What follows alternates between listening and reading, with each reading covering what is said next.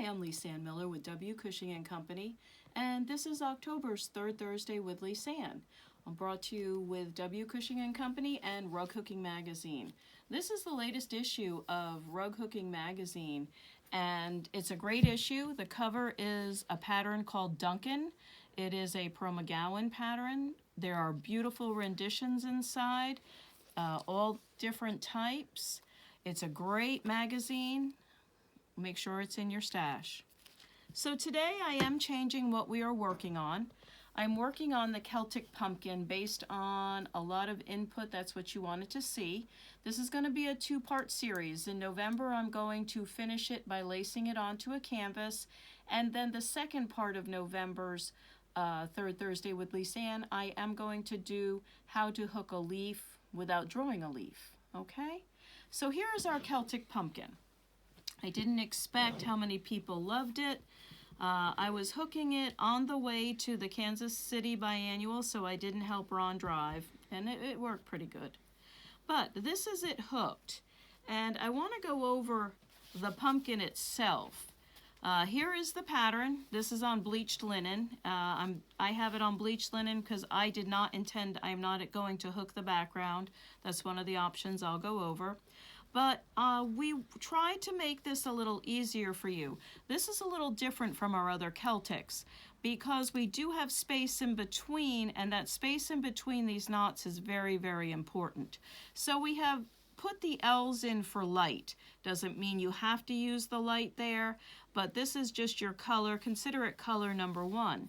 And color number 1 allows you, and that's what you hook first. Okay, and the important thing is, the very most important thing is, if you're a packer, you've got to pay attention to this. This space here, the space in between these knots, is what defines the Celtic. Doesn't have to be a big space, but there has to be space in between and space in the background. So to keep yourself in order, you can color these in, or just make sure you know where your L's are.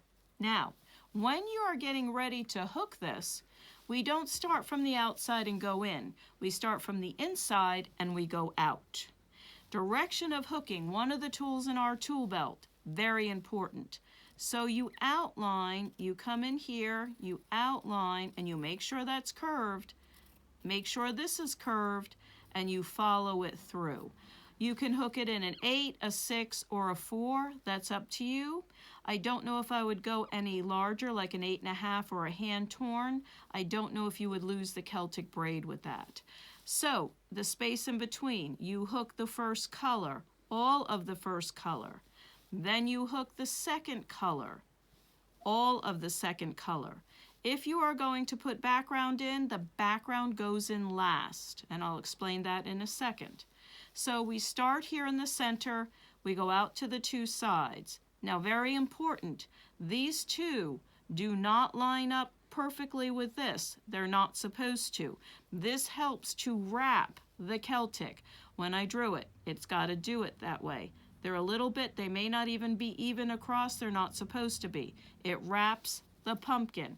It should not be even with this. If you make it even with this, you deaden the wrap.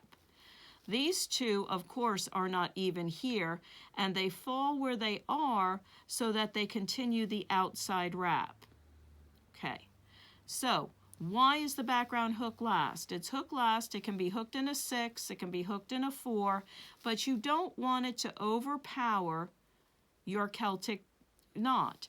So you may put a 4 in here and then fill in with a 6, but you're going to hook your background a little bit lower. So when you hook your background a little bit lower, the entire Celtic pops up. And you try it, if you've never done this before, the place to start is to come up into here, and you outline up into here, very low. You come in between. The background is a little picky, doesn't have to be, but you've got to make sure you're defined. You've got to make sure each end has a piece of background in between. Okay, so you can pick a light background, a dark background. We are going to pick some colors, and then at the end today I'm going to show you how I crocheted in place this stem. when you get done with your background, inside, you go to the outside and you do a complete echo. All you're going to do is keep echoing and echoing and echoing everything all the way out to the border. When you get to a spot where you can't echo anymore, it forms a puzzle piece. So you may have a corner like this, just like this, and you're going to put in a puzzle piece to come and meet the echo, okay? So it still has motion. Again, the color choices are up to you. There's a million color choices, but these are just the preliminaries. So light, dark, texture, dyed, whatever you want to call, bold, less bold, you know, whatever you want to call it. Hook your Celtic first. Take a look at it. Decide if you want background. If you want background, then you put the background in. After you fill the internal background, you go all the way out and echo out to the corners, then fill in with puzzle pieces. Your stem, you can hook your stem. You can bead your stem. I chose to chain stitch my stem, which I will show you today.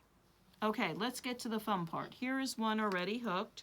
There are a few other examples up on our website where the pattern is. So I started right here. I had two tones. Yes, this is on Sparkle. I had two tones of this gray-green.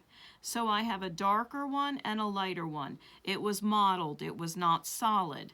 And I started to hook, and you can see everything wraps just as nice. There's spaces in between. This has not been steamed yet. I didn't steam it so you could see it as it is. So I finished this. I went down to one side, down the other, worked here, worked there. Now mine was not labeled light and dark, so my light and darks are opposite yours. As you can tell, it doesn't make any difference. When I got done, I looked at it and I said, you know, I really want to put this on a canvas. I may hook a leaf to match it. And then I took and I chain stitched onto the linen with my hook a dark, a light, a medium, a light, a medium, a dark. And so I made the stem to coordinate in with your pumpkin. You can Oxford punch this with yarn. If you do and you use two colors, put your two colors in your Oxford punch and punch the stem with the two colors of the pumpkin. My back for the crochet is flat, as you can tell. It should be. This is how it should look. Okay? So that's my pumpkin, my Celtic pumpkin. So I'm going to go over probably too many, but just there's so many color plans. So you can pick, you know, a pumpkin can be bold. So here we have our Dusty Daylily, and then we have Butternut. You could wrap the two, make it a very bold pumpkin. Well, if you want a very bold pumpkin, then what are you going to use for a background? You don't have to. You can order it on bleached linen, or you can ramp it up with a purplish background, this multi-stripe. The multi-stripe works really well. This would be your background. Here's your two wraps. You could pick a navy blue, our black and blue herring. Look how nice. Look how this lights up the navy blue herring. Beautiful. Looks like the pumpkin's behind a night sky. But watch the difference. If I pick a lighter background, this is corn silk, okay? And it would be a common one to choose with these two colors. It turns gray, and it's not as bold. It's not as vibrant. But watch what happens with the blue herring. It just picks up the colors, makes it look very nice. So these are two options. But you may say, you know what, I'm not really into bold, so that's not my deal. Okay, so let's go traditional. Let's go a little more traditional. Here we have green. This is our Jacob Spring Green. And here's a dip spot, our bold zinnia. So yes, you can use a dip spot, and you can hook one side of the Celtic with your dip spot, the other side with your green. This would give you a very mottled pumpkin, a very modern pumpkin. And if you're going to use the dip spot on one side, I don't think I would put a background in because it would confuse and be confusing with the Celtic. dip spot's not for you, you could still ramp up Jacob's Spring Green with this orange, do a traditional. Or we can go back to butternut and do a green and yellow. This also works really, really well. But this would also work very well. You would just cut it, pull, and hook, and let the colors fall as they would. Well, maybe they're not for you. So you want to go with something maybe a tad more traditional. More traditional would be our carrot top. So we have carrot top in green. They make a beautiful Celtic. Okay, maybe green. Maybe green is the one you want to drop. So, like I said, we have a million different color plans. Now, this is Gamekeeper. And Gamekeeper is a hidden treasure. And you would just cut Gamekeeper, not worry about it, let the colors fall where they are. So this would act as your dyed wool. And you could put carrot top on the other side. A little more traditional. And then underneath it, you can put a purple, a dark purple. You can go with the blue herring again underneath. I don't know if I would go with a light color on this one either, but these are just options for you. They look good, they're nice, they're different. Here's the Cajun stripe that has all these different colors if you cut it across, or you could cut it this way. And then you could use these two colors together. They look awesome. These two colors look awesome. Or this is a good one to introduce one of the British tweeds with. So here you have the tweed and the Cajun stripe, and they look great together. Or a velvet. Like I said, you could go forever with this. Here's a velvet. The velvet really ramps up the Cajun stripe. When you're hooking with the velvet, make sure you keep it as low as you're hooking and it doesn't overpower your hooking. Velvet goes with Gamekeeper. So, traditional, non-traditional, these are a few color plans. All right, let's go with something a little bit different. So let's go with the Blue Hubbard pumpkin, okay? We all like the Blue Hubbard pumpkins when we can get them. So here is Jacob's teal for one side. Beautiful teal, nice to use. Here's Boo on the other side. Creates a darker pumpkin, a beautiful wrap. That looks just lovely. You can go with Misty, which is a shade off of Boo, and it's darker. And this is one case where you could use a light background, like lights and shadows. So if you use lights and shadows as your background, and you have these two, they look wonderful together. Or you can substitute and put a velvet in. This is our sage velvet with the teal. Again, a million options, but this would work well with a light background. We've only worked with dark backgrounds. Here is Stonehenge. And this also looks really well with the dark. Okay, so you want a white pumpkin, or the simulation of a white pumpkin. So here is Stonehenge and here is Gamekeeper. And they make a beautiful braid. They would look really well together. And then you could really play it up. And you could put Dusty Daylily behind it. You could put corn silk behind it. Now the corn silk works just as a light background. You could go with a light blue background. Not as attractive, you start to lose the braid. Or you could go with something a little more mottled because your pumpkin's a little solid here, and you could put After Hours. A million options, a million options. Another option, which is another dip spot, this is Oh Great Pumpkin. And it goes from orange to lime green. So this could be one side for you. The second side could be Fields of Flower, another dip spot. Where they're different in value, you could run them each down each side, let them be without a background. When you have the two dip spots, you can work them so they don't have a background. This is a very bold, bold pumpkin. So maybe you want to go with a soft pumpkin, but you don't want white. Okay, here we have Blossoms, and then we have a Jacob's Pale Gold. The two of these together would be just lovely. and you could put a velvet background, or you could put yarn as a background to push it up, just like this, or leave it as it is, like I did with the soft, and lace it on, or even go with a darker gold. Like I said, your options are absolutely endless. And here's Jacob's gold with it. Okay, a couple of texture pairings that are really nice to look at. We have herbal green and thin mint. They look really nice together. You're doing a Celtic pumpkin, do it in greens to keep the Celtic, and you can put lights and shadows behind it. They look awesome. You could do herbal green, again with Carrot Top or Gamekeeper.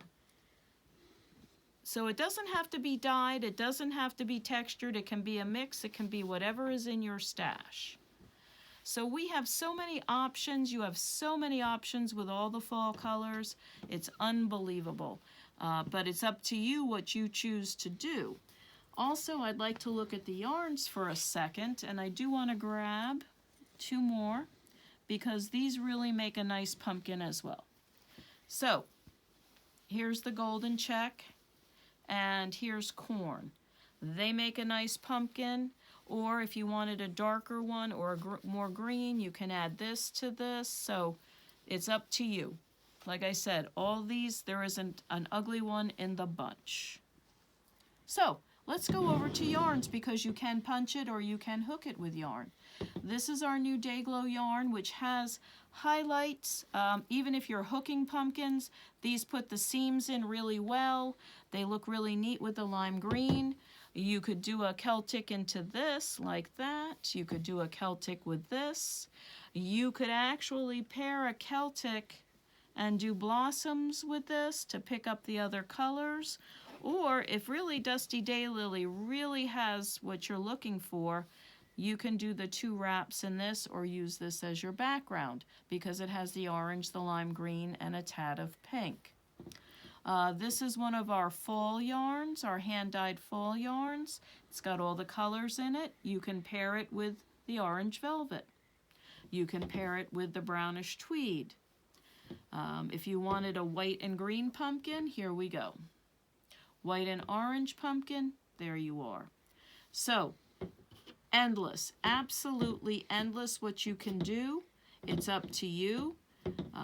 You can decide what color, what you want. Do you want yarns? Do you want dye? Do you want textures?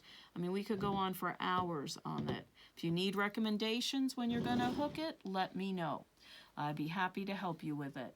So, I do want to move over to the frame, and I do want to show you how to crochet in place, and that's how I did my stem. Okay, so we're going to come over to my frame, and I'm going to come right over here so you can see it. And I cannot crochet. You do not have to be an expert crocheter. I have never made a granny square in my life, but I've made a lot of granny circles, let me tell you. So, we're going to crochet. And all I did was outline the stem, and I kept going in a row. So you're going to pull up right here with this tail. You're going to pull up an extra large loop. Then you're going to pull up, you're going to slide down a few loops, a few holes, about 2, okay? And you're going to crochet it. Now, I am not a good crocheter, as I have said, so I've got my 2 loops. So I'm going to do this, and I'm going to help it. You can do it just like that. I use my hand to help. Then I pull so it's tighter. Now, wherever my loop ends, which is right there, I'm going to come up again, and this is more like a crewel stitch than a crochet, and I understand that, but I call it a crochet. So I have the 2 on there, I help them over, I pull the bottom just to make it a tad tighter, and then I wait till I go here, I go in my next one. I pull up. I've got 2 on my hook. I always say, there you are, jump, one jumps another one jumps over, here you go. This is also a beautiful wool to make a crocheted candy cane if you had to on a piece with a Santa. So, I'm going to pull them both up. And I'm going to use the one that was on my hook, the one I pulled up, pull them over, then I have another one. And I always pull this one down to make sure it's tight. Then I'm going to go in again. I'm going to wrap and put it on my hook. I'm going to bring it up. Now you got to make sure that you don't twist the loop when you bring it up. I have the two on just like that, and one's going to go over the other. So here is my crochet, and then if I need to angle it and go over here, okay, I'm going to bring it right over here just like that. I'm going to angle it. One's going to jump the other. There's my curve. So you can do the stem and continue it along. It's an easy thing to do. It makes, and if you're going to lace it or if you're going to use it as a table mat and bind it traditionally, it does make a flat back. So here is my flat back, so I don't have to worry about lumps and bumps, okay? And as you can tell, it's not hard to do. If I can do it, anybody can do it. Remember, two together, bottom goes over the top, just like that. And you just continue along. And I did it in rings. I went around and I went around and I went around to fill into the center. And then when you end it, when you want to end it, okay, you go down, you pull up, just like that. You pull it all the way over, and you pull it all the way up. Now this, and I like to end it this way so it's flat. Now I have this on top. So I'm going to come from the bottom, where I want it to end, and I'm going to pull it down. And there you go. So then I'm going to pull it back down, just like that. The tail that I started with, I'm not going to leave that where I have it. Now I may just leave this tail in the back because I'm going to lace it on. Or since it's over here, you could always cut it and bring it up alongside. This tail, I'm actually going to push it back down now. And then I'm going to come up right alongside it, just like that, and trim it, and you won't even see it. So now I've pushed this back down, I'm going to come right up in here and I can trim it and you won't even see it. So again, nothing on the other side, your edges are trimmed, it's nice and flat, easy to do. So this is the Celtic Pumpkin, this is where we are. So next week what we're going to do is we're going to take my Celtic Pumpkin from the start, and we're going to put it on a canvas. And what I mean by on a canvas, it would be a canvas you would normally paint on, so that I can put it on my canvas and then hang it on the wall or put it in an easel. And then we're going to go over how to hook a leaf when there's nothing drawn on your linen. So I hope that you enjoyed the Celtic Pumpkin. I hope that you get your pumpkin done in time for Halloween. There's about 2 weeks left. And, well, maybe about a week and a half left. Or it's also, because it's a pumpkin, you can use it for Thanksgiving. So be well and stay well, and we'll see you soon. Thank you.